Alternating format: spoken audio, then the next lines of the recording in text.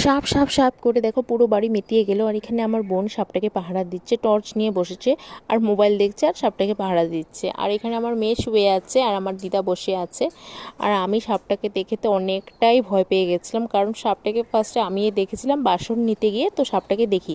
তো দেখার পর এখানে সাপুড়িকে ফোন করেছি, তো উনি আসলো। আসার পর সাপটাকে বের করছে, কিন্তু কিছুতে বের করতে পারছে না, কারণ অনেকটাই লম্বা ছিল সাপটা, তো বের করতে অনেকটাই কষ্ট হয়েছে।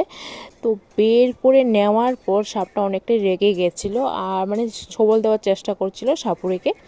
তো ছোবল দিতে পারেনি, মানে ওদের তো মানে জানা থাকে, তো তার জন্যই আর। তো এখন সাপটাকে ধরে নিয়েছে, এখন বস্তাতে ঢোকানো হবে সাপটাকে। তো বস্তাতে ঢুকিয়ে ওরা জঙ্গলে নিয়ে যাবে সাপটাকে, তো জঙ্গলে নিয়ে সাপটাকে ছেড়ে দেবে জঙ্গলে নিয়ে। তো তারপর ভিডিওটা এই পর্যন্তই। ভিডিওটা যদি ভালো লাগে লাইক কমেন্ট শেয়ার করে দিও, সাবস্ক্রাইব করে দিও। Bye bye, tata.